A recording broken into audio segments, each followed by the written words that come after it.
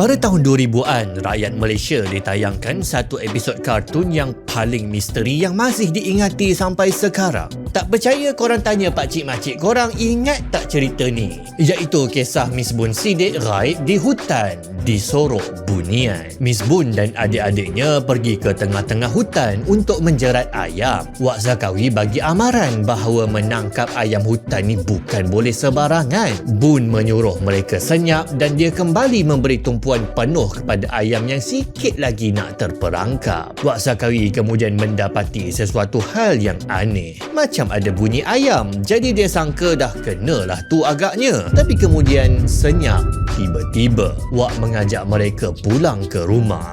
Tapi bila dipanggil, Bun tak menyahut. Mereka mula mencari Bun, tapi entah kenapa dia tak ditemui. Sedangkan baru sebentar tadi Bun berada di depan mata. Wak kemudian mengatakan sesuatu yang mendebarkan bahawa Miss Bun sebenarnya tak boleh lagi dicari, tapi Miss Bun perlu dipulihkan. Kerana Wak Zakawi syak Bun telah pun dihilangkan oleh jelmaan bunian dan tak dapat lagi dicari dengan cara biasa. Tapi kemudian berlaku sesuatu yang lebih aneh. Ketika mereka mencari, Miss Bun ternyata berada di depan mata mereka. Malah Bun dapat lihat dan dengar Wak bersama adiknya mencari dirinya. Tapi dia hairan kenapa mereka tak boleh nak nampak dirinya. Miss Bun mula menyesal kerana degil dan tak mendengar kata. Sampailah Miss Bun melihat kumpulan itu balik meninggalkannya. Dan kini dia sedar memang sah mereka tak nampak dirinya. Di rumah bapa Miss Bun yang garang tu, yang pergi ikat anak dia dekat pokok kerengga tu, Haji Sidik jadi panik bila dia tahu anaknya dah hilang, malah mungkin disorok di alam ghaib. Kan bapa segarang mana pun sebenarnya sayang anak-anaknya. Mereka pun kemudian berikhtiarlah memulihkan Bun. Tapi kali ini dengan dipimpin Wak Zakawi dengan mereka melakukan upacara orang Melayu. Wak Zakawi kemudian berikhtiar.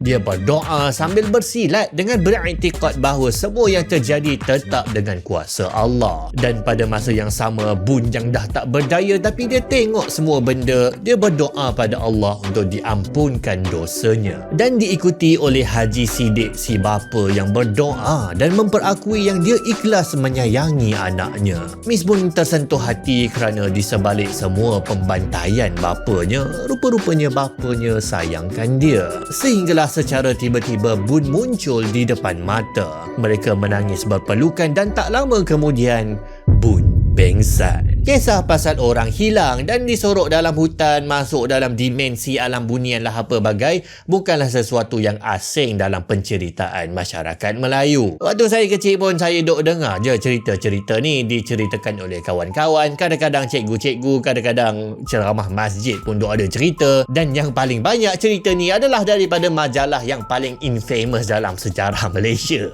Mastika. Cumanya kisah pasal Bun kena sorok ni lain. Sebab pertama, kisah kartun anak-anak Sidik ni adalah kisah autobiografi. Dia adalah kisah sebenar daripada keluarga badminton legenda yang memang wujud dalam Malaysia, keluarga anak-anak Sidik. Jadinya kisah Miss Bun hilang di Sorok Bunian masuk alam gaib ini diterima dan diceritakan sebagai satu kisah benar. Walaupun ada tokoh tambah lah nak menyedap cerita. Aku tak tahulah, tapi rasanya orang yang tulis cerita ni tak tahu apa yang ayam yang nak dijerat tu fikir kan. Kedua, kisah anak-anak Sidik yang bermula daripada versi komik dan kemudian jadi versi animasi ini adalah sangat-sangat popular di Malaysia pada waktu ketika tu. Ia ditayang di media perdana, jadi tu sebab kisah Miss Bun di Sorok Bunian ini sangat-sangat popular. Dan ketiga, pada kisah ini sebenarnya ada detail yang sangat-sangat menarik. Yang banyak kisah-kisah lain pasal budak-budak kena sorok bunian ini tak berapa nak ceritakan, iaitu bahawa walaupun jasad Miss Bun tak dijumpai, tak tahu apa jadi kepada jasadnya,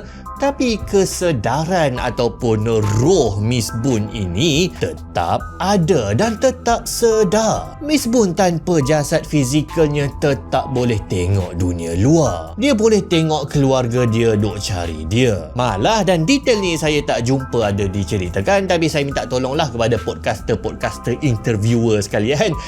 cuba confirmkan kisah ni dengan keluarga Siddiq tu sendiri. Lepas dah diselamatkan tu, ada tak Miss Boon sahkan apa yang dia nampak waktu dia terpisah antara nyawa, antara kesedaran roh dengan jasad? Contoh, ada tak Miss Boon tanya kepada bapa dia, betul ke waktu duk mencari saya, bapa mengaku bahawa bapa sayangkan saya? Kalau ada dan disahkan, malah didokumentasikan dengan proper, maka dia adalah salah satu fenomena yang menggegarkan dunia sains materialis sekarang. Dipanggil veridical out of body experience. Cerita dia orang yang kata dia boleh astral projection lah, boleh terbang, tinggalkan jasad dia, roh dia pergi ke kerajaan langit lah. Kisah-kisah ni ada banyak. Dan yelah, kisah-kisah ni memang sangat susah nak percaya. Kalau kita dengar dekat mamak, memang kita akan kata membongak lah mamak ni. Melainkan kalau waktu dia betul-betul tinggalkan jasad dia tu, dia boleh menceritakan secara detail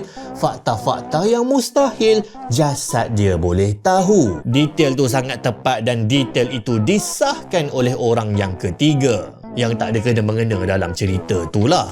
Kalau ini berlaku, maka dia menjadi veridical out of body experience. Cerita dia makin banyak jurnal-jurnal perubatan yang kredibel, buku-buku yang ditulis oleh doktor-doktor mendokumentasikan sangat banyak peristiwa yang orang keluar dari jasad ni. Diorang kata diorang macam terapung dekat bilik tu waktu jasad dia tengah bedah, malah dia boleh menceritakan apa yang berlaku dalam bilik bedah. Ada buku yang kumpulkan 100 laporan-laporan perubatan yang sah tentang pengalaman-pengalaman roh ataupun kesedaran keluar jasad veridical. Biasanya melibatkan situasi pesakit kritikal atau terselamat dari nazak, di mana orang yang terselamat daripada nazak tu laporkan detail-detail yang sepatutnya mustahil dia tahu. Sama ada waktu out of body experience tu penglihatan dia kena halang, atau objek yang dilaporkan tu jauh daripada dia, atau orang tu dah tak sedar atau dianggap mati secara klinikal. Dan laporan itu kemudian disahkan oleh orang ketiga, biasanya doktor ataupun nurse. Sangat banyaklah contoh dia. Ada pesakit yang jantung dia berhenti. Lepas dia terselamat, pesakit tu kata dia terbang di bilik kecemasan. Dia tengoklah nurse-nurse tu buat CPR dekat dia. Lepas tu dia kata dia nampak ada shilling dekat atas kabinet yang sepatutnya semua orang tak nampak lah, sebab dia orang di bawah kabinet.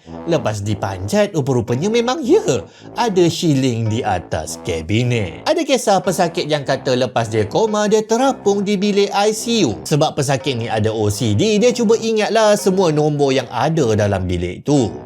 Waktu dia tengah koma. Termasuklah ada nombor 12 digit pada mesin pernafasan. Lepas tu dia bacakanlah nombor tu pada doktor. Doktor macam layan tak layan kan, macam ini kisah membongak je ni. Lepas tu doktor cek dan memang ada mesin pernafasan bilik tersebut. Pesakit tersebut adalah nombor 12 digit tu tepat. Kisah-kisah out of body experience yang disahkan secara veridical ini adalah satu cabaran besar kepada falsafah dipanggil materialisme, iaitu pandangan bahawa semua yang ada dalam alam ini adalah benda-benda material, benda-benda fizikal saja yang berinteraksi satu sama lain mengikut hukum fizik tanpa apa-apa tujuan. Falsafah materialisme inilah asas kepada sekularisme dan antara sebab kenapa masyarakat jadi tak beragama sejak abad ke-20. Orang yang berpegang dengan falsafah ni tolak semua benda yang tak saintifik lah menurut dia orang, atau benda-benda yang tak boleh dijelaskan dengan proses-proses fizikal. Jadi dia orang tolak alam ghaib, tolak roh. Bila kita mati, dia orang kata tak jadi apa-apa dah lah, tak ada alam kubur. Malah dia orang kata bahawa kesedaran dan minda kita yang kita kata bukan benda-benda material, itu semua hanyalah berlaku daripada proses fizikal, biologi dan kimia dalam tubuh. Roh cumalah daging campur bahan kimia. Dan rasa cinta yang kita dok rasa kepada orang-orang yang tercinta, bagi diorang cumalah tembakan hormon, testosteron dan juga estrogen. Dan memang geng-geng naturalis ni tak romantik langsung. dan rasanya susah diorang dapat pasangan. Makanya balik kepada kisah Miss Boon kita, laporan-laporan bahawa adanya kesedaran ataupun roh yang keluar daripada jasad malah boleh menghasilkan laporan-laporan yang boleh disahkan oleh orang ketiga ini sangat-sangat mencabar falsafah naturalisme. Naturalisme dan materialisme ini kata bahawa pandangan diorang ini adalah berdasarkan kepada sains. Tapi sains kenalah mengambil kira dan menjelaskan data-data empirikal. Kalau falsafah ini gagal menjelaskan data-data yang empirikal yang boleh disahkan tentang alam roh, alam rohani, maka sama ada falsafah ini perlu diperbaiki, diubah suai ataupun dia perlu ditinggalkan. Makanya apa yang boleh jelaskan pasal roh dan jasad? Cerita dia persoalan ini adalah persoalan asas lah. Dah ditanyakan, dah didebatkan oleh manusia-manusia bijak sejak beribu-ribu tahun. Tapi dia bukan saja tak settle, malah menjadi makin lama makin membingungkan otak manusia nak faham apa dia roh, apa dia jasad. Makanya jawapan yang terbaik ditemui di dalam Al-Quranul Karim. Wa yas'alunaka 'anil ruh, qulir ruhu min amri rabbi wa ma utitum minal ilmi illa qalila. Mereka bertanya kepadamu tentang roh. Katakan roh itu dari perkara urusan Tuhanku dan kamu tidak diberikan ilmu pengetahuan melainkan sedikit saja. Sadaqallahul azim, benarlah kata-kata Tuhan.